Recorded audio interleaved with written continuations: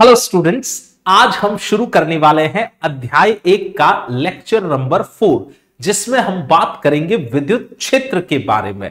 तो शुरुआत करते हैं दो मोटिवेशनल पंक्तियों के साथ। वाकिफ कहां जमाना हमारी उड़ान से, वो और थे जो हार गए आसमान से। तो अपनी ऊंची उड़ान के लिए आगे बढ़ें, इस अध्याय को ध्यान से पढ़ें और अगर आपका कोई डाउट हो तो मुझे फटाफट कमेंट बॉक्स में बताएं। चलिए करते हैं शुरुआत। आप अपनी नोटबुक में हेडिंग लगा सकते हैं विद्युत क्षेत्र। सबसे पहले यहां हमने लिया है निर्वात। इस निर्वात में एक बिंदु आवेश, जिसे हम नाम दे रहे हैं स्रोत आवेश, जो कि स्थिर है, कैपिटल क्यू यहां स्थित है। मैं फिर समझा रहा हूं यह बात। निर्वात में एक बिंदु आवेश स्थिर है और इस बिंदु आवेश को आपने नाम देना है स्रोत आवेश। अब आप कहीं से r दूरी पर कोई दूसरा आवेश, जिसे आप नाम देंगे परीक्षण आवेश, वो लाके रख दीजिए। स्रोत आवेश से r दूरी पर परीक्षण आवेश स्मॉल q लाके रख दीजिए। तो कूलाम के नियम के अनुसार क्या इस आवेश पर बल F लगेगा, k q1 q2 bye r square? हां, इस पर भी F इधर लगेगा, k q1 q2 bye r square. अभी हम ये देख रहे हैं कि स्रोत आवेश के कारण परीक्षण आवेश पर यहां कूलाम के नियम के अनुसार बल लगता है k q1 q2 बटा r स्क्वायर। अब मान लीजिए कि मैं ये आवेश यहां से गायब कर देता हूं। बताइए यहां क्या बचा? मेरी बात समझ में आई? परीक्षण आवेश यहां रखा था तो उस पर बल लगा k q1 q2 बटा r स्क्वायर। अब मान लीजिए वो परीक्षण आवेश हमने गायब कर दिया, कैसे ही करके। अब यहां क्या बचा? तो शायद आपका जवाब आएगा कि यहां तो कुछ ही नहीं बचा है। अच्छा, मैं परीक्षण आवेश फिर से ले आता हूं तो क्या कूलाम के नियम के अनुसार फिर से इस पे बल आ जाएगा k q1 q2 bye r square. जब यहां कुछ बचा ही नहीं था तो कौन इस पर बल लगा रहा है? कुछ होगा तभी तो बल लगेगा। जैसे मान लीजिए कि ये पेन मैं छोड़ रहा हूं और ये लगातार नीचे गिरा। इस बिंदु पर किसने इसे नीचे खींचा? इस बिंदु पर किसने इसे नीचे खींचा? इस बिंदु पर किसने इसे नीचे खींचा? सोच के बताइए। पेन को अगर छोड़ दिया जाए तो हर बिंदु पर यह नीचे की तरफ एक खिंचाव बल महसूस कर रहा है। कौन इस बिंदु पर है जो इसे नीचे खींच रहा है? शायद आपका जवाब आएगा गुरुत्वीय क्षेत्र। यानी कि इस पिछले प्रश्न में अगर मैं आपसे पूछता कि यह आवेश यहां से हटा दिया परीक्षण वाला, बताइए बच्चों अब यहां क्या बचा, तो आपका जवाब आना चाहिए विद्युत क्षेत्र। यहां जो विद्युत क्षेत्र है वही विद्युत क्षेत्र परीक्षण आवेश पर क्या लगाता है? बल। जैसे यहां इस कमरे में हर बिंदु पर गुरुत्वीय क्षेत्र मौजूद है, वही गुरुत्वीय क्षेत्र इस पेन पर क्या लगा रहा है? बल। फिर से छोड़ू क्या इसे? शायद आपको यह बात इधर क्लियरली दिखाई दे। देखो, इस बिंदु पर भी गुरुत्वीय क्षेत्र था, यहां भी था, यहां भी था। इस त्रिआयामी स्पेस में, अंतरिक्ष में हर जगह गुरुत्वीय क्षेत्र उपस्थित है और हर बिंदु पर वो गुरुत्वीय क्षेत्र इस द्रव्यमान पर लगा रहा है बल। ठीक ऐसे ही इस स्रोत आवेश के कारण यहां त्रिआयामी इस अंतरिक्ष के अंदर सब तरफ एक विद्युत क्षेत्र उपस्थित है। वो विद्युत क्षेत्र इस परीक्षण आवेश पर क्या लगाता है? बल। आपको समझ में आया विद्युत क्षेत्र क्या है? जैसे एक चुंबक अपने इर्द गिर्द एक क्षेत्र उत्पन्न करती है, आप वहां ऑलपिन लाके रख दो चुंबक के आसपास तो वो खींची चली आती है चुंबक की तरफ। अगर आपने कोई स्टील की, कोई लोहे की ऑलपिन वहां पे रख दी, ठीक है ये बात। यानी कि चुंबक के इर्द गिर्द एक चुंबकीय क्षेत्र है जो उस ऑलपिन पर, लोहे पर बल लगा रहा है। धरती के इर्द गिर्द उसका गुरुत्वीय क्षेत्र है जो वस्तुओं को धरती के केंद्र की तरफ आकर्षित करती है ना। धरती अपने आसपास एक गुरुत्वीय क्षेत्र बनाए रखती है और वो गुरुत्वीय क्षेत्र गुरुत्वीय बल लगाता है और फिर वो द्रव्यमान धरती के केंद्र की तरफ जाना चाहते हैं। ऐसे ही किसी स्रोत आवेश के इर्द गिर्द एक विद्युत क्षेत्र उपस्थित होता है जो उस क्षेत्र में आने वाले हरेक परीक्षण आवेश पर क्या आरोपित करता है? बल। ठीक है, चलिए तो इस चीज को समझते हैं फिर से। यहां हम निर्वात ही ले रहे हैं और एक स्थिर स्रोत आवेश, ये बिंदु आवेश है कैपिटल क्यू, जिसे रखा। अब ये कैपिटल क्यू आवेश त्रिआयामी अंतरिक्ष के अंदर सब तरफ विद्युत क्षेत्र बनाएगा, विद्युत क्षेत्र उत्पन्न करेगा। इस विद्युत क्षेत्र में अगर r दूरी पर आप लाके रख दे एक परीक्षण आवेश, तो यह विद्युत क्षेत्र उस परीक्षण आवेश पर लगाएगा बल। मैंने एक जगह ई सदिश दिखाया है, ई सदिश हर जगह उपस्थित है। आ रही है ये बात समझ में? अच्छा, अब मैं एक काम करता हूं, यहां एक परीक्षण आवेश ले आता हूं Q। इस परीक्षण आवेश Q पर यह विद्युत क्षेत्र सदिश लगा रहा होगा बल। बल का सूत्र भी लिख लेते हैं, बहुत सरल सा सूत्र है, F सदिश बराबर Q इंटू ई सदिश। अच्छा, इसमें जो Q है वो उपयुक्त चिन्ह के साथ रखना है, यानी कि धनावेश हो तो यहां प्लस चिन्ह के साथ आएगा Q, ऋणावेश हो तो फिर माइनस चिन्ह के साथ आएगा। एक बात हमें अच्छे से समझनी है, स्रोत आवेश का जो विद्युत क्षेत्र है, जो स्रोत आवेश ने उत्पन्न किया था विद्युत क्षेत्र, वो इस परीक्षण आवेश स्मॉल q पर क्या लगाता है? विद्युत बल। ठीक है, चलो इस बात को अपन लिख भी लेते हैं। यहां पर स्रोत आवेश अपने चारों ओर विद्युत क्षेत्र उत्पन्न करता है। ये रहा जो यहां आपको बोर्ड पे दिख रहा है, ये बोर्ड के बाहर भी है, बोर्ड के पीछे की तरफ भी है। त्रिआयामी, 3 डायमेंशनल अंतरिक्ष में हर जगह ये क्षेत्र उपस्थित होगा। बोर्ड 2 डायमेंशनल है, इसलिए ऐसा फोटो बनाया गया है। ये विद्युत क्षेत्र में अगर आप कोई परीक्षण आवेश ले आए तो उस पर बल लगेगा Q इंटू ई। ये Q है परीक्षण आवेश और ये E है विद्युत क्षेत्र की तीव्रता इस स्रोत आवेश के कारण। तो आप यहां तक अगर कुछ लिखना चाहें तो अपने नोट्स बनाइए, और कोई डाउट हो तो फटाफट पूछिए, नहीं तो अपन इससे आगे बढ़ते हैं। एक शब्द क्षेत्र हमने पिछली स्लाइड पे बार बार देखा था, विद्युत क्षेत्र की चर्चा की, गुरुत्वीय क्षेत्र की चर्चा की, चुंबकीय क्षेत्र की चर्चा की। तो क्षेत्र के बारे में एनसीईआरटी पुस्तक का क्या कहना है?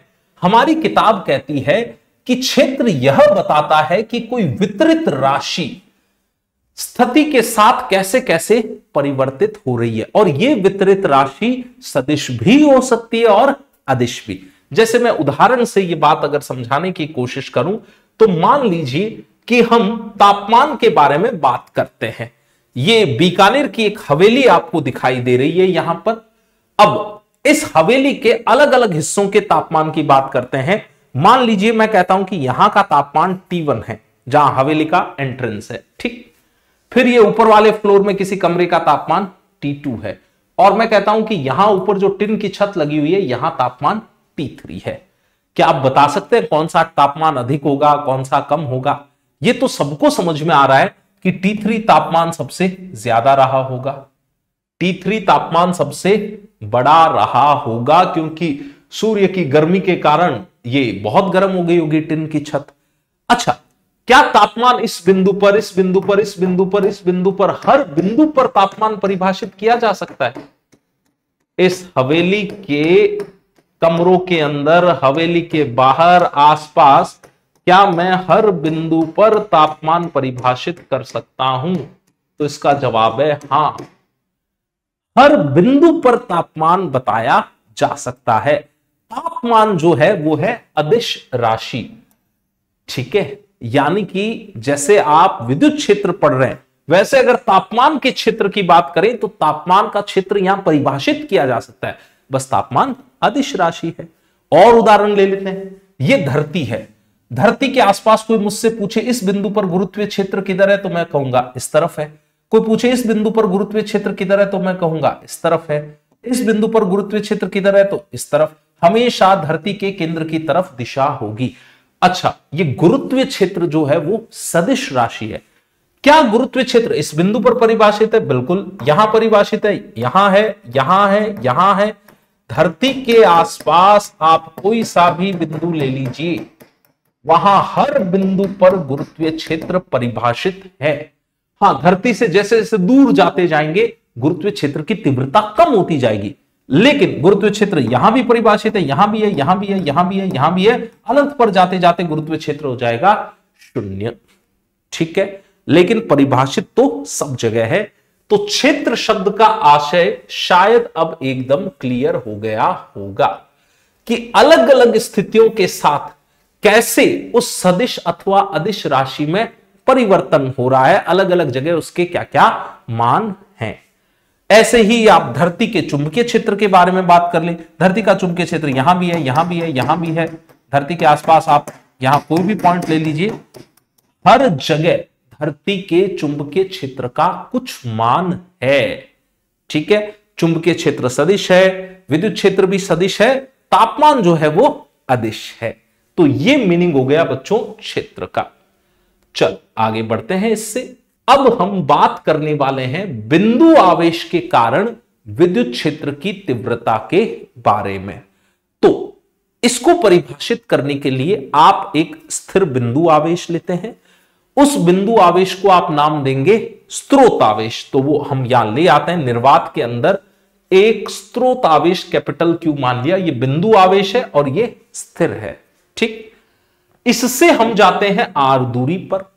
आर दूरी पर रखते हैं एकांक धनावेश, एक +1 चार्ज यहां लाके अपन रख देते हैं एकांक धनावेश। इसको हम नाम देने वाले हैं परीक्षण आवेश। इस स्रोत आवेश के कारण ये एकांक धनावेश यानी कि परीक्षण आवेश जितना वैद्युत बल अनुभव करेगा वही इस बिंदु पर विद्युत क्षेत्र की तीव्रता कहलाती है। मैं परिभाषा फिर से दोहरा रहा हूं।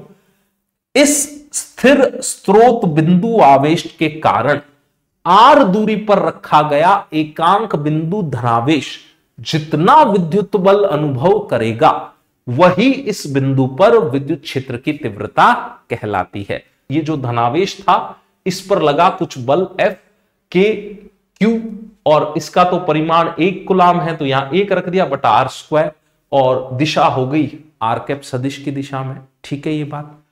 अब Q × 1 को तो Q ही लिख दें अपन, तो इसको मैं वापस यहां नीचे लिख देता हूं, Q × 1 को Q ही लिख दिया। ये जो पद है इसे हमें नाम देना है बिंदु आवेश के कारण r दूरी पर विद्युत क्षेत्र की तीव्रता। परिभाषा समझ में आ गई। ऊपर भी देखिए यही परिभाषा लिखिए कि दिक् स्थान यानी कि अंतरिक्ष या स्पेस में किसी बिंदु पर आवेश के कारण, इस आवेश के कारण जो विद्युत क्षेत्र है उस बल के रूप में परिभाषित किया गया है जो कोई एकांक धनावेश ये रहा यानी कि 1 कूलाम का आवेश यहां रख दे तो अनुभव करेगा। एकांक धनावेश यहां जितना बल अनुभव करेगा वही इस बिंदु पर विद्युत क्षेत्र या विद्युत क्षेत्र की तीव्रता या विद्युत क्षेत्र का सामर्थ्य कहलाता है। तो ये आ गया भाई हमारे पास ई सदिश का मान KQ/r²। ठीक है ये बात। ये जो r कैप है ये दिशा को दर्शाता है। r कैप का मान हम जानते हैं सदिश बटा सदिश का परिमाण रख सकते हैं, तो सदिश बटा सदिश का परिमाण ऐसे भी दिखाया जा सकता है। आप r कैप की जगह ये मान यहां रख दीजिए, तो देखिए ऊपर तो आपके पास आ जाएगा r सदिश और नीचे जो स्क्वायर था एक ये पद आने के कारण हो जाएगा r³। ओके, ये आ गया ई सदिश का सही सूत्र। अब बढ़ते हैं अपन इससे आगे। ये जो r सदिश है ये हम पहले भी कूलाम के नियम में पढ़ चुके हैं, परीक्षण आवेश की स्थिति माइनस स्रोत आवेश की स्थिति, और r या मॉड r सदिश का क्या है परिमाण। बड़े इससे भी आगे एक इंटरेस्टिंग बात यहां लिखी है कि विद्युत क्षेत्र परीक्षण आवेश पर निर्भर नहीं करता है।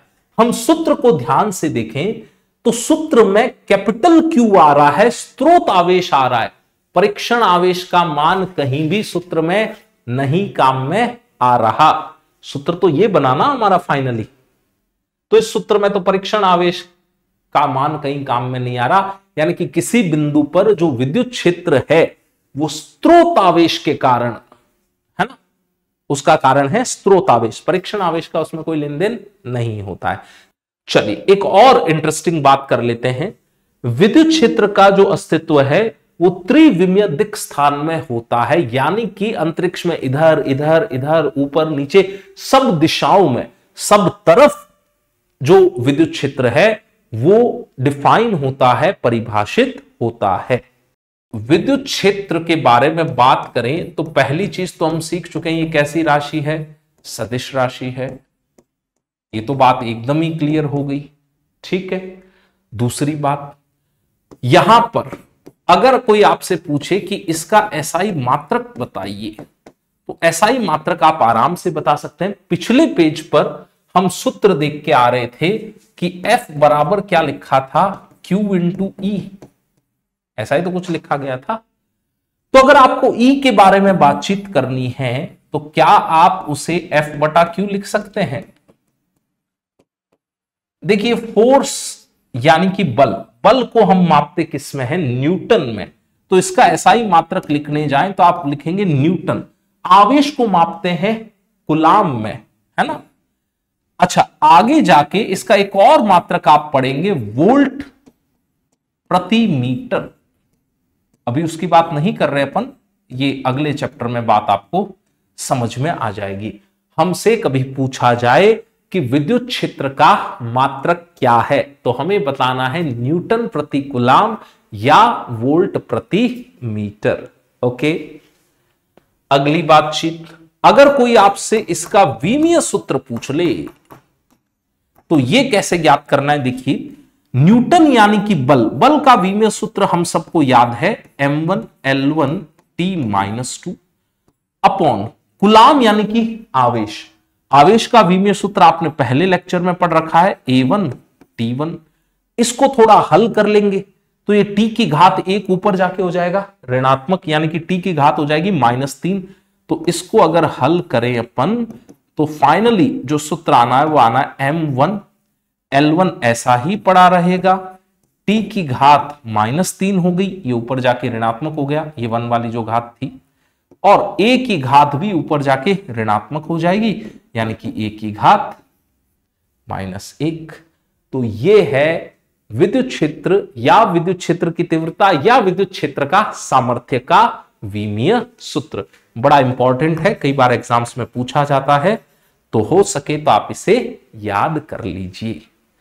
बिंदु आवेश के कारण विद्युत क्षेत्र की तीव्रता का परिमाण लिखना हो तो ये रहा, दिशा के साथ लिखना हो तो ये रहा पूरा सूत्र। ओके, चलिए नोट्स बनाइए, फिर बढ़ते हैं आगे। अब हम देखने वाले हैं बिंदु आवेश के कारण विद्युत क्षेत्र की तीव्रता का दूरी के साथ वक्र, कि दूरी के साथ कैसे परिवर्तन आता है।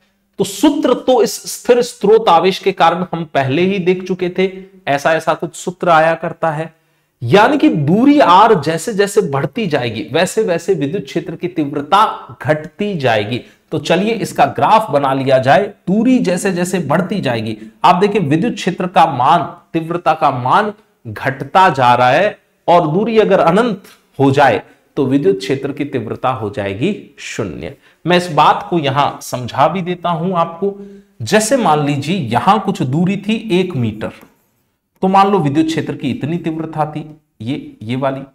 फिर मान लो आपने दूरी ली 2 मीटर। जब आपने दूरी 2 मीटर ली तो क्या तीव्रता घट चुकी है, यहां पहुंच गया मान। फिर आपने दूरी ली 3 मीटर, 4 मीटर, 5 मीटर, कुछ और अलग मान ले लिया आपने, तो अगर आपने यहां कहीं मान लिया तो तीव्रता तो और ही कम आई। यानी कि जैसे जैसे दूरी बढ़ती जाएगी विद्युत क्षेत्र की तीव्रता घटती जाएगी और अनंत पर हो जाएगी 0। ओके, विद्युत क्षेत्र एक तो किसी बिंदु आवेश की खुद की स्थिति पर परिभाषित नहीं होता है। क्यों नहीं होता है? खुद बिंदु आवेश की स्थिति पर ये r का मान कितना हो जाएगा, 0। भाई आप बिंदु आवेश से ही तो दूरी r माप रहे थे। अब इसकी खुद की स्थिति पर बात करनी हो, कोई पूछ ले कि बताओ यहां विद्युत क्षेत्र कितना है जहां बिंदु आवेश रखा गया है, तो बच्चों इसका उत्तर है अपरिभाषित। क्योंकि अगर आपने r का मान 0 रख दिया तो ये तो राशि है अशून्य ऊपर वाली, तो और ये है 0। गणित अगर आप थोड़ी सी ध्यान दें तो अशून्य राशि बटा 0, ये बात गणित में है अपरिभाषित। इसको अभी तक गणित में परिभाषित ही नहीं किया गया है। जैसे मान लो मैं आपसे पूछूं कि भाई 1/0 कितना होता है, तो गणित में इसे कहा जाता है अपरिभाषित। गणित में अब तक 0 से भाग देना परिभाषित ही नहीं हुआ है।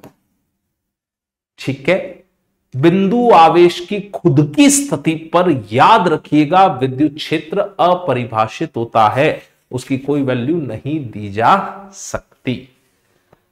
ये कुछ लोग गलती से अनंत बोलते हैं बच्चों, ये अनंत नहीं है, ये है अपरिभाषित।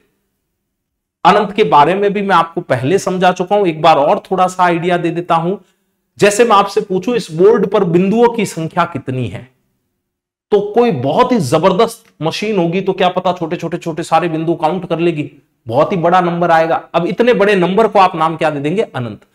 अनंत का मतलब यह है कि आपके सापेक्ष वो चीज मेजरमेंट जो आप कर रहे हैं वो बहुत बड़ा नंबर आ रहा है, तो आप बोलेंगे वो चीज आपके लिए क्या हो गई है? अनंत। जैसे अगर मान लो मैं आपसे पूछूं कि ये पट्टिका बताओ आपके लिए परिमित है या अनंत माप की है, तो अभी तो शायद आप कहेंगे कि ये पट्टिका आपके लिए परिमित है, सीमित माप की है। आपको ये किनारा दिख रहा है, ये किनारा दिख रहा है, ये किनारा भी दिख रहा है और ये किनारा भी दिख रहा है। अब यही पट्टिका मैं आपके लिए अनंत बना सकता हूं। मैं कैमरे की तरफ आ रहा हूं, कैमरे के पास आता जा रहा हूं। जैसे जैसे मैं कैमरे के पास आता जा रहा हूं, क्या एक ऐसी स्थिति आ गई है कि आपको खाली सफेद समंदर दिखाई दे रहा है, आपको और कुछ नहीं दिखाई दे रहा। आप जहां तक देख रहे हैं वहां तक केवल सफेद समंदर था। तो अब यह पट्टिका आपके लिए हो गई थी अनंत। अगर आपको इसके किनारे दिख रहे हैं तब तो आप कहेंगे कि ये पट्टिका सीमित लंबाई चौड़ाई वाली है। ठीक है, तो अनंत एक कोई संख्या नहीं है। अनंत हमेशा किसी के सापेक्ष बात की जाती है। जैसे कोई आपसे पूछे कि आपके पापा के पास जितने पैसे हैं और मुकेश अंबानी के पास कितने पैसे हैं, तुलना करो, तो मुकेश अंबानी का जो बैंक बैलेंस है वो होगा तो कोई संख्या ही, लेकिन वो संख्या अपने पापा के पैसे की तुलना में बहुत बहुत बहुत बड़ी संख्या है। आप कह देंगे कि मुकेश अंबानी के पास अनंत पैसे हैं, है ना। अच्छा, दूसरा उदाहरण देता हूं। आपके दिमाग में खुरापाती विचारों की संख्या कितनी है? आपको खतरनाक खुरापाती विचार आते रहते, कितने विचार आते हैं दिन भर में? शायद आप बोलेंगे बहुत ज्यादा खुरापाती विचार आते हैं, यानी कि आपके दिमाग में खुरापाती विचारों की संख्या है अनंत। ठीक है, तो अनंत एक सापेक्ष राशि है।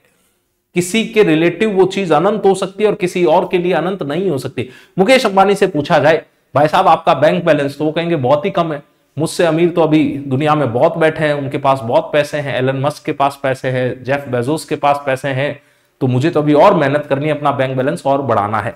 वो धनराशि मुकेश अंबानी के लिए अनंत नहीं है, पर आपके और मेरे लिए और पिताजी के लिए वो तो धनराशि अनंत है। सेम धनराशि मुकेश अंबानी के लिए अनंत नहीं है, पर हम सबके लिए तो अनंत है। तो अनंत एक सापेक्ष चीज है ना, कोई संख्या नहीं है। चलो, तो ये बात तो सबको क्लियर हो गई है कि विद्युत क्षेत्र अगर पूछ लिया जाए बिंदु आवेश की स्थिति पर तो वो होगा अपरिभाषित। आगे बढ़ता हूं मैं इससे। अनंत पर जाते जाते विद्युत क्षेत्र की तीव्रता कितनी हो जाएगी? शून्य। धरती से अनंत दूरी पर कोई पूछे गुरुत्वीय क्षेत्र की तीव्रता, तो वो हो जाएगी शून्य। मैं जो बोल रहा हूं इस आवाज की तीव्रता अनंत पर जाके कितनी हो जाएगी, तो शायद आपका जवाब आएगा शून्य। एक चुंबक रखी है, उससे अनंत दूरी पर जाकर उस चुंबक के चुंबकीय क्षेत्र की तीव्रता कितनी हो जाएगी, तो शायद उसका जवाब आप देंगे शून्य। ठीक है, तो ये सारी बात आपको समझ में आ गई। आपको ये ग्राफ फटाफट बना लेना चाहिए। आगे बढ़ते हैं इससे। किसी धनावेश के कारण जो विद्युत क्षेत्र आप बनाते हैं वो त्रिज्य दिशा में ऐसे बाहर की ओर बनाते हैं। ये एनसीईआरटी बुक का डायग्राम है, हमें नोट्स में ऐसा ही डायग्राम बनाना है। अब इस विद्युत क्षेत्र से संबंधित कुछ खास बातें कर लेते हैं। यहां मैंने एक आर त्रिज्या का गोला बनाया है। ये सारी त्रिज्याएं आपको आर आर दिख रही है। अब अगर मैं आपसे पूछूं कि इस बिंदु पर विद्युत क्षेत्र की तीव्रता बताओ, अगर यह आवेश Q है तो आप क्या लिखेंगे? विद्युत क्षेत्र की तीव्रता KQ बटा आर स्क्वायर। ऐसे ही मैं इसमें और बिंदु ले लेता हूं, जैसे मान लो यहां लिया, मैंने पूछा ये आर दूरी पर बिंदु है, या विद्युत क्षेत्र की तीव्रता बताओ, तो आप लिखोगे परिमाण आएगा KQ बटा आर स्क्वायर। एक आध बिंदु इधर लेके देख लेते हैं अपन, तो यहां विद्युत क्षेत्र की तीव्रता का परिमाण आर दूरी पर आप लिखेंगे KQ बाय आर स्क्वायर। आपको एक बात समझ में आ रही है? बिंदु आवेश से आर दूरी पर इधर जाऊं, इधर जाऊं, इधर जाऊं, इधर जाऊं, सब जगह विद्युत क्षेत्र की तीव्रता का परिमाण आ रहा है KQ/R², यानी कि बिंदु आवेश के कारण विद्युत क्षेत्र गोलीय रूप से सममित होता है। अगर यहां एक बिंदु आवेश हमने मान रखा है तो उससे r दूरी पर इधर, r दूरी पर इधर, इधर, इधर, त्रिआयामी अंतरिक्ष में आप मेरी बात समझ पा रहे हैं कि KQ/R², KQ/R², KQ/R², तो यहां एक गोला बनाया जा सकता है। उस गोले के हर पृष्ठीय बिंदु पर विद्युत क्षेत्र की तीव्रता होगी KQ/R²। तो इधर लिख दिया है इस चीज को मैंने कि किसी गोले के केंद्र पर स्थित, ये रहा ब्लू वाला गोला, उसके केंद्र पर स्थित है बिंदु आवेश कैपिटल Q। इसके कारण विद्युत क्षेत्र का जो परिमाण है इस गोले के पृष्ठ के हर बिंदु पर समान है। देखिए बोर्ड 2 डायमेंशनल है, द्विविमीय है, इसलिए आपको दिख यहां वृत्त रहा है, सर्कल रहा है। या इसी बात को दूसरे शब्दों में लिखना चाहें तो ये जो बिंदु आवेश के कारण विद्युत क्षेत्र होता है ये गोलीय रूप से सममित होता है। अच्छा, मान लो अपन एक और गोला बना ले यहां ऐसा, ऋण आवेश के चारों ओर और इस ऋण आवेश को केंद्र मानते हुए, इसका भी विद्युत क्षेत्र है तो ये ना बिंदु आवेश, तो इसका भी विद्युत क्षेत्र गोलीय रूप से क्या आने वाला है, सममित। अच्छा, एक बात ध्यान रखनी है कि ऋण आवेश के कारण जो विद्युत क्षेत्र की दिशा होती है वो त्रिज्य दिशा में ऐसे अंदर की तरफ होती है, आवेश की तरफ। आप देखिए धन आवेश के कारण दिशा थी बाहर की तरफ और ऋण आवेश के कारण दिशा होती है अंदर की तरफ। ये कन्वेंशन है, हमें मानने ही पड़ेंगे। बढ़ते हैं इससे आगे। धनावेश पर जो विद्युत बल लगता है वो सदैव विद्युत क्षेत्र की दिशा में होता है।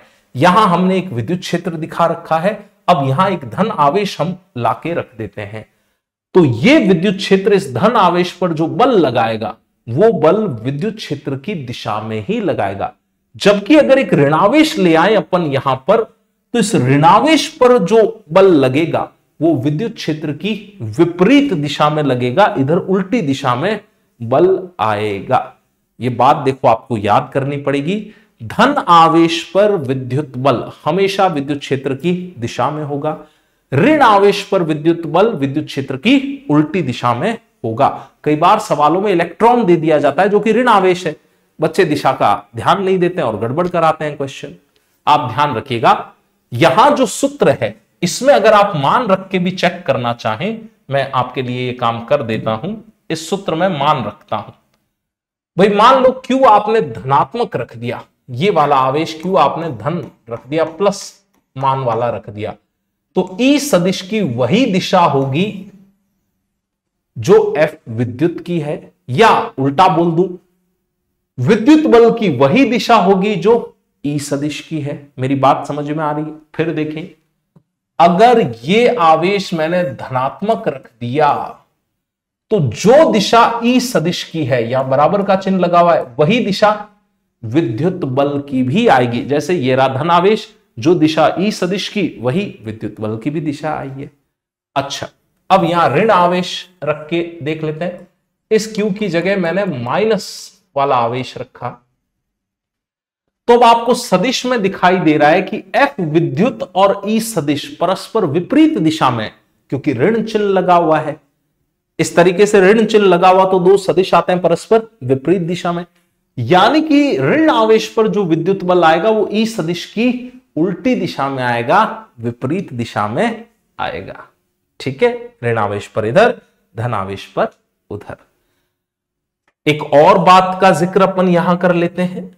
ये जो विद्युत क्षेत्र आपने यहां बना रखा है, जिसमें इन रेखाओं के मध्य बराबर बराबर बराबर दूरी है, इस तरह का विद्युत क्षेत्र कहलाता है समरूप विद्युत क्षेत्र। विद्युत क्षेत्र की रेखाओं के मध्य अगर बराबर बराबर अंतराल हो तो फिर वो समरूप विद्युत क्षेत्र कहलाता है।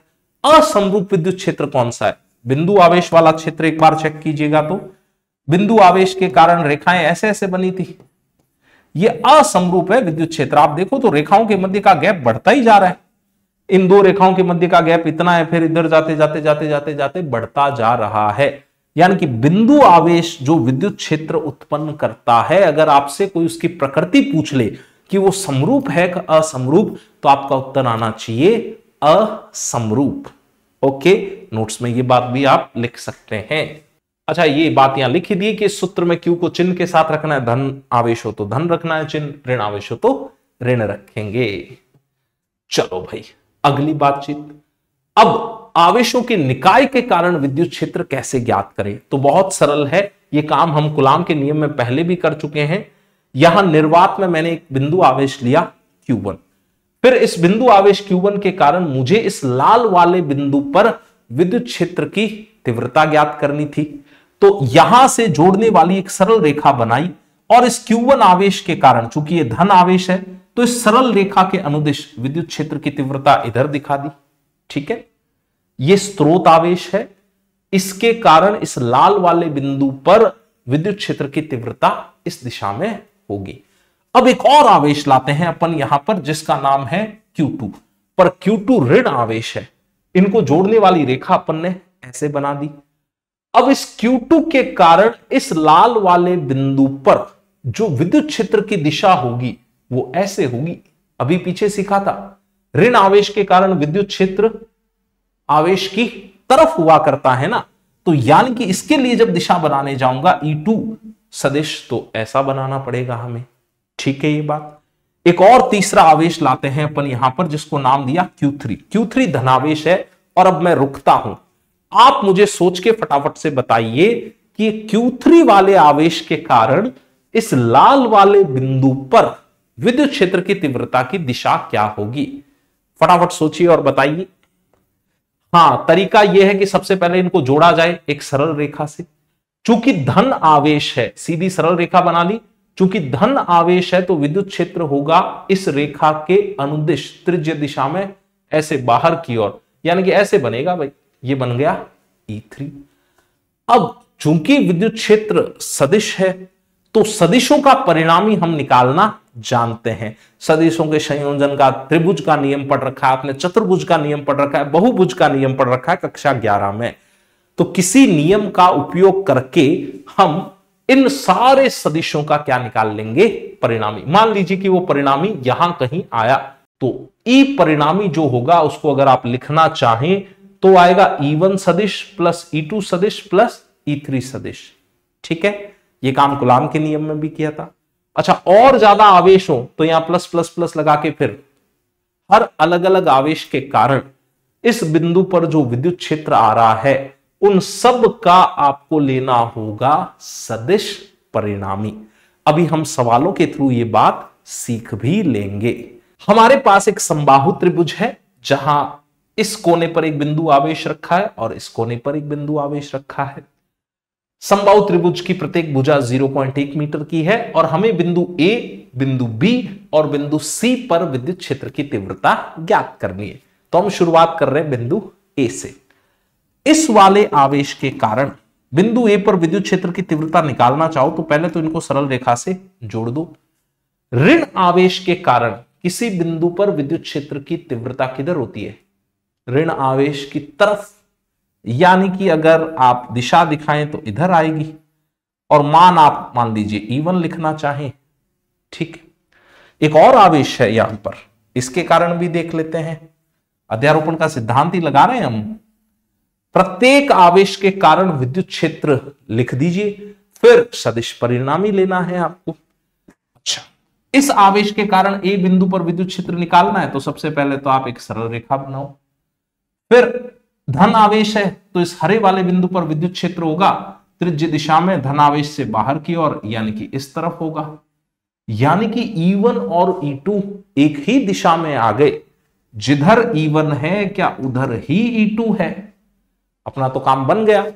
अगर हल करने के लिए ये लिखें अपन सबसे पहले, तो ये लिखना चाहिए कि परिमाण तो आएगा E1 प्लस E2 और दिशा आएगी इधर। E1 और E2 परिमाण परिमाण लिख देंगे, दिशा तय हो ही गई है। अब परिमाण इस आवेश का जितना है उतना ही उस आवेश का परिमाण है। ऋण चिन्ह छोड़ दीजिए, परिमाण की बात कर रहे हैं अपन, तो जितना इसका परिमाण उतना ही उसका परिमाण। जितनी इस बिंदु आवेश से ए की दूरी है उतनी इस बिंदु आवेश से ए की दूरी है। भाई हम तो बिंदु आवेश के कारण विद्युत क्षेत्र की तीव्रता का परिमाण r दूरी पर यही तो लिखते हैं, k q बटा आर स्क्वायर। तो यानी कि इस वाले आवेश के कारण अगर मुझे E1 लिखना हो तो मैं तो लिखूंगा KQ बटा आर स्क्वायर, और दूसरे वाले के कारण भी लिखूंगा KQ बटा आर स्क्वायर। दिशा तय कर ही चुके हैं, परिमाण परिमाण रखने हैं। ई सदिश की दिशा तय हो गई तो अब क्या रखना है, परिमाण। भाई सदिश राशि में दो ही तो बातें अपन काम में लेते हैं, दिशा और परिमाण। दिशा पहले तय कर दी, इधर है, अब केवल परिमाण रख दो। अच्छा ये तो समान ही आ रहा है परिमाण, तो क्या 2KQ बटा आर स्क्वायर रख दूं और दिशा इधर। अब गणित रखें। कई बार बच्चे फिजिक्स में गणनाओं में गड़बड़ करते हैं। जनरली वो बच्चे क्या करते हैं, शुरू में ही गणित रखना चालू कर देते हैं। नहीं, शुरू में आप सूत्र रखें, वेरिएबल्स रखें। जब सूत्र और वेरिएबल आपके खत्म हो गए तब आप गणित करना शुरू करें। चलो मान बोलो बच्चों फटाफट। 2K की जगह क्या रखूं, 9 इंटू 10 की घात 9। क्यों, परिमाण परिमाण रखना है खाली, यानी कि 10 की घात -8। और R का मतलब कितना, ये जो 0.05 मीटर है, कैसे 5 इंटू 10 की घात -2 मीटर बोल दूं। तो यहां रखा मैंने 5 इंटू 10 की घात -2, ये आ गया इसका परिमाण। और मात्रक अगर लिखना चाहूं तो मात्रक लिखूंगा न्यूटन प्रति कूलाम, और दिशा लिखना चाहूं तो दिशा इधर की तरफ है। ठीक है, अब गणना कर लेते हैं थोड़ी सी। 2 इंटू 9 यानी कि यहां तो लिख दिया मैंने 18, 10 की घात 9 और 10 की घात -8, यानी कि ऊपर बचा 10 की घात 1। भाई 9 में से 8 गया तो 1 बचा, बटा नीचे क्या बचा अपने पास 25। ठीक है, और ये 10 की घात -4 ऊपर जाके हो जाएगी 10 की घात +4। डन। इसको थोड़ा सा और हल कर देता हूं गणित को, और बाद में मान रख दूंगा ये वाले। तो देखिए 10 की घात 4 में से आप एक काम कीजिए, 10 की 1 घात इधर रख लीजिए और 10 की 3 घात अलग रख दीजिए। 10 इंटू 10 यानी कि 100, ये 100 और ये 25 कैंसिल करवाइए तो ऊपर आ जाएगा आपके पास 4। 4 इंटू 18 ये हो जाएगा 72, यानी कि 72।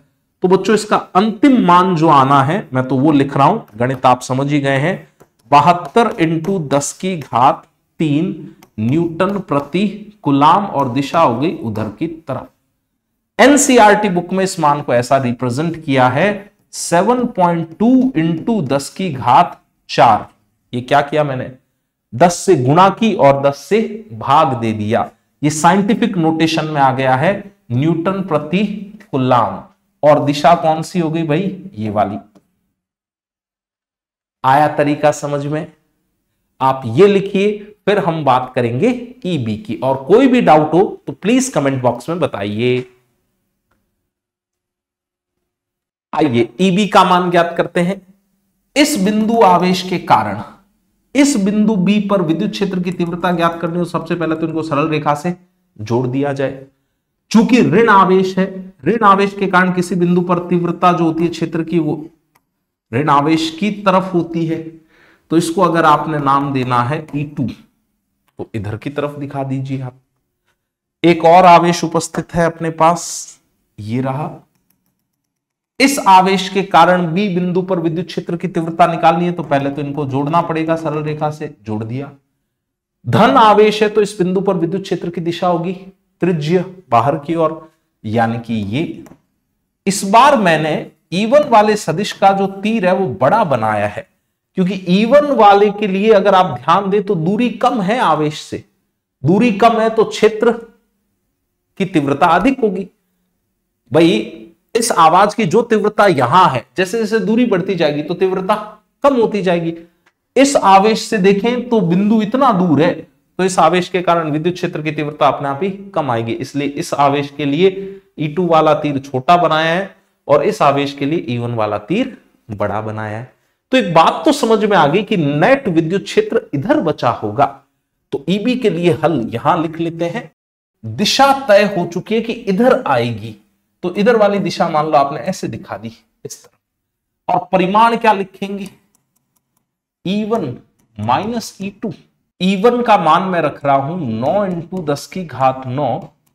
Q की जगह अपन क्या रखें भाई, 10 की घात -8 अपॉन दूरी का वर्ग, तो दूरी रख दूं भाई 0.05 मीटर का वर्ग।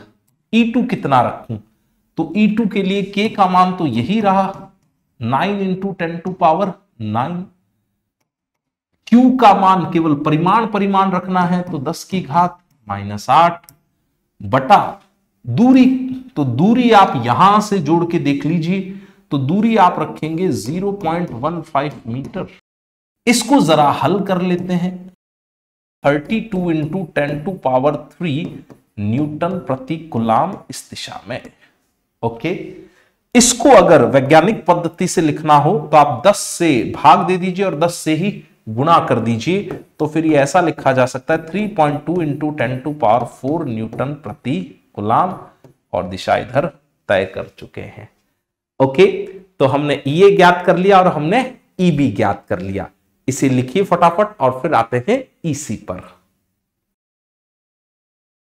सी पर विद्युत क्षेत्र की तीव्रता ज्ञात करने के लिए एक बिंदु आवेश ये रहा, तो यहां से जोड़ने वाली सरल रेखा ऐसे ऐसे ऐसे, और ऋण आवेश है तो ऋण आवेश के कारण इस बिंदु पर विद्युत क्षेत्र कहां रहा होगा, खुद की तरफ रहा होगा।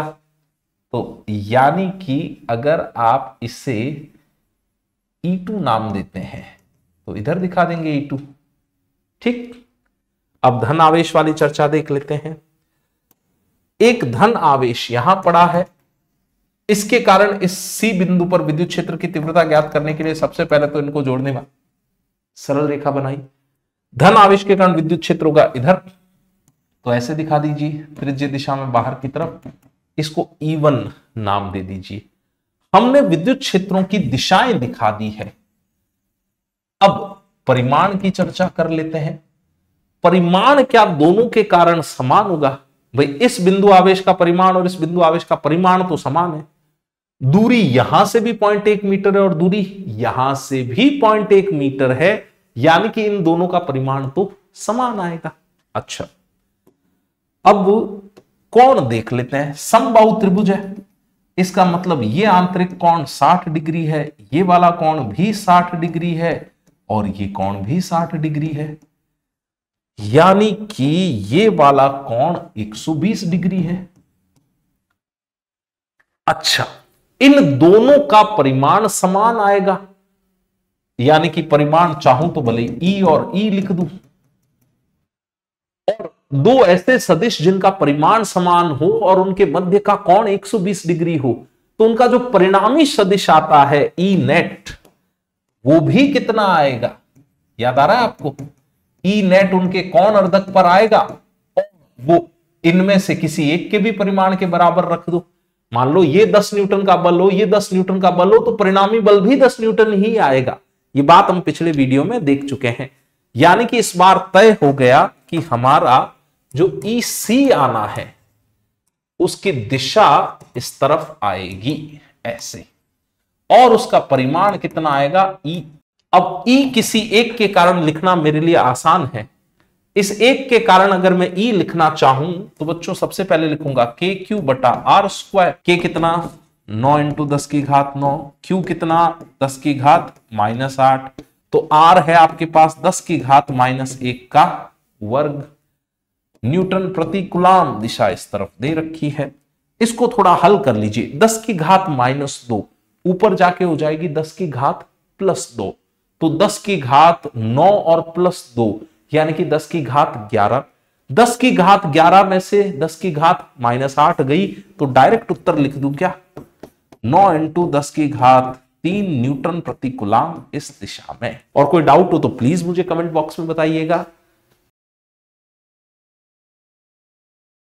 इस प्रश्न में एक प्रोटॉन विरामावस्था से प्रारंभ करता है और समरूप विद्युत क्षेत्र में h दूरी तक गमन करता है। हमें h दूरी तक गिरने में प्रोटॉन द्वारा लिया गया समय ज्ञात करना है। आइए करते हैं शुरुआत। प्रोटॉन धन आवेश है। प्रोटॉन का मास आप mp लिख सकते हैं और इस पर आवेश आप E ले सकते हैं, और धन आवेश पर विद्युत बल विद्युत क्षेत्र की दिशा में लगा करता है, यानी कि इस पर F इधर होगा। हम लोग F का सूत्र पहले से जानते हैं, सदिश रूप में F बराबर QE लिखा करते थे। अब परिमाण रख रहा हूं, दिशा तो तय कर ली, तो परिमाण रखूं तो प्रोटॉन पर आवेश E लिख दिया और विद्युत क्षेत्र की तीव्रता कैपिटल E है। ठीक है, इस बल के कारण प्रोटॉन का इस दिशा में त्वरण होगा, वो त्वरण आप A दिखा दीजिए इस प्रोटॉन का। A बराबर हम जानते हैं बल बटा द्रव्यमान। बल कितना, ये रहा विद्युत बल, द्रव्यमान कितना mp। अब देखिए ये E नियत है, हम जानते हैं E का मान 1.6 इंटू 10 की घात -19 कूलाम। ये E भी समरूप दे रखा है, नियत दे रखा है विद्युत क्षेत्र, और प्रोटॉन का द्रव्यमान भी नियत है, यानी कि इसका त्वरण नियत होगा। और अगर किसी कण का त्वरण नियत हो तो हम गति की समीकरणें सरलता से यूज कर सकते हैं। तो यहां हल करने के लिए हम गति की समीकरण इस्तेमाल कर लेते हैं। गति की कौन सी समीकरण इस्तेमाल करें, तो उसका जवाब है द्वितीय समीकरण। गति की द्वितीय समीकरण लिख रहे हैं अपन, S बराबर ut plus half at square. कितना चलना है इसको भाई विद्युत क्षेत्र की दिशा में, H, तो S की जगह आप H रख दीजिए मान। U कितना, विरामावस्था से शुरू करता है प्रोटॉन, तो U तो 0 ले लिया हमने। समय तो हमें ज्ञात करना है, त्वरण की जगह मैंने ये मान रख दिया E बटा mp, और समय तो ज्ञात ही करना था, छोड़ दिया उसे। ठीक है, गणना बड़ी आसान सी है, ये 2 उधर गया तो हमारे पास यहां आया 2h, mp भी उधर गया, ये आ गया इधर, E नीचे आ गया, ये रहा E इज इक्वल टू क्या बचा, t स्क्वायर। भाई 2mp आपने उधर भेज दिया, E आपने इधर भेज दिया। अब t लाना है तो दोनों तरफ वर्गमूल ले लेता हूं, दोनों तरफ वर्गमूल ले लूं तो क्या ऐसा उत्तर बचेगा, ये आ गया आंसर। ये है प्रोटॉन द्वारा h दूरी तय करने में लिया गया समय। प्रश्न में दे रखा था कि प्रोटॉन विरामावस्था से गति प्रारंभ करेगा। ठीक है, लिखिए इसे फटाफट। ये बिल्कुल पिछले प्रश्न जैसा ही है, इस बार एक इलेक्ट्रॉन विरामावस्था से गति प्रारंभ करता है और समरूप विद्युत क्षेत्र में h दूरी तय करता है। हमें इसमें लगा समय ज्ञात करना है, उत्तर भी बिल्कुल पिछले जैसा ही आएगा। फिर भी एक बार कैलकुलेशन देख लीजिए, ये इलेक्ट्रॉन है, इलेक्ट्रॉन पर जो विद्युत बल लगता है वो विद्युत क्षेत्र की उल्टी दिशा में लगता है, यानी कि F तो इधर रहा होगा। या ऐसे भी सोच लो, इलेक्ट्रॉन ऋणावेशित है तो उसको ये ऋणावेश तो प्रतिकर्षित करेगा, नीचे भेजना चाहेगा, और ये धनावेश आकर्षित करेगा तो इधर ही लाना चाहेगा। अच्छा, बल की दिशा तय कर दी तो अब बल का परिमाण लिखें। हम लोग जानते हैं F बराबर QE, अगर बल का परिमाण लिखना हो तो आवेश इस पे E और विद्युत क्षेत्र की तीव्रता कैपिटल E। यहां बल का परिमाण लिख रहा हूं क्योंकि दिशा तय कर ली है। अब इस बल के कारण इस इलेक्ट्रॉन का त्वरण होगा F बटा me, me यहां पर इलेक्ट्रॉन का द्रव्यमान है, F मुझे पता है E अपॉन me। अच्छा, ये त्वरण नियत आएगा भाई, क्योंकि इलेक्ट्रॉन का आवेश नियत है, विद्युत क्षेत्र की तीव्रता नियत है और इलेक्ट्रॉन का द्रव्यमान भी नियत है, और त्वरण नियत हो तो फिर से वही बात, गति की द्वितीय समीकरण हम उपयोग में ला सकते हैं। S is equal to ut plus half at square. ठीक है, S की जगह कितना रखें भाई, H गिरा ये तो रख दिया H। U तो 0 है, विरामावस्था से 0 गति से ये प्रारंभ कर रहा था, है ना। त्वरण हमें पता है E अपॉन me और t का स्क्वायर। अब इससे आप मान लाना चाहें तो ये 2me उधर भेज दीजिए, 2meh बटा E यहां आ गया is equal to T square, और t का मान लाने के लिए दोनों तरफ ले लेते हैं वर्गमूल, तो यहां वर्ग और वर्गमूल ये हटा दिया अपन ने, इतना मान बचा, ये उत्तर है। अच्छा, इस पूरी गणना में हमने G के बारे में बातचीत नहीं की, गुरुत्वीय त्वरण के बारे में। ये हम पहले सीख चुके हैं कि विद्युत बलों की तुलना में गुरुत्वीय बल होते हैं उपेक्षणीय, इसलिए हमने उसकी गणना नहीं की है। खाली जो विद्युत बल है उनके कारण ही त्वरण काम में लिया है। मैं उम्मीद करता हूं आपको यह बात समझ में आई होगी। अगर आपको यह बात समझ में आई है तो अब इसे फटाफट लिखिए। इस एक एनसीईआरटी के सवाल को अब आप खुद से हल करेंगे, और कोई डाउट हो तो प्लीज कमेंट बॉक्स में बताइएगा। आंसर आपको इसका एनसीईआरटी के पीछे मिल जाएगा। Stay awesome, take care, bye bye. मिलते हैं अगले लेक्चर में।